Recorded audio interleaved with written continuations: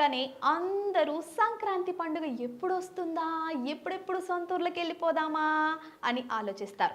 అలాగే పండుగ వచ్చింది, సరదాలు తెచ్చింది, అప్పుడే అయిపోయింది కూడా.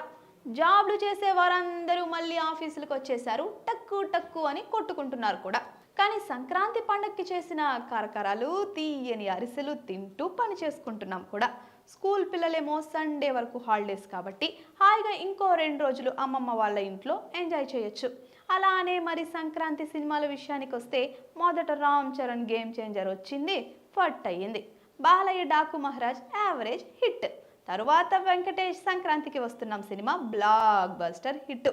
ఇక ప్రొడ్యూసర్ లాభాలు నష్టాలు విషయాలు తెలియాలంటే ఈ వీడియో చూసేయండి. అనిల్ రావిపూడి దర్శకత్వంలో రూపొందిన సంక్రాంతికి వస్తున్నాం సినిమా పండుగ సీజన్లో చివరిగా విడుదలైనప్పటికీ ప్రేక్షకుల హృదయాలను పూర్తిగా ఆకట్టుకుంది. కుటుంబ కథా చిత్రంగా ఉన్న ఈ సినిమా హాస్యం, హృదయానికి హత్తుకునే సన్నివేశాలతో ప్రేక్షకులను కట్టిపడేసింది.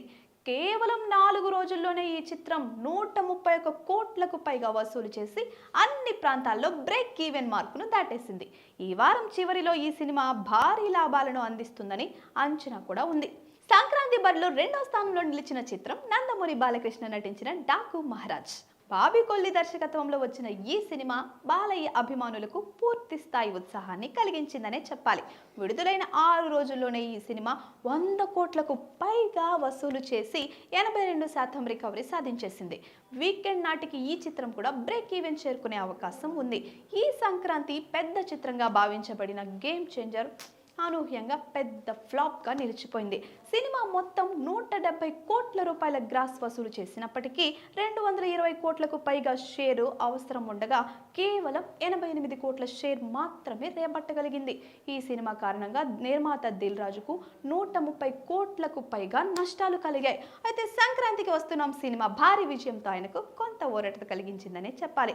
మొత్తానికి దిల్ రాజుకి నష్టం రాలేదబ్బా సంక్రాంతికి వస్తున్నాం సినిమా వల్ల.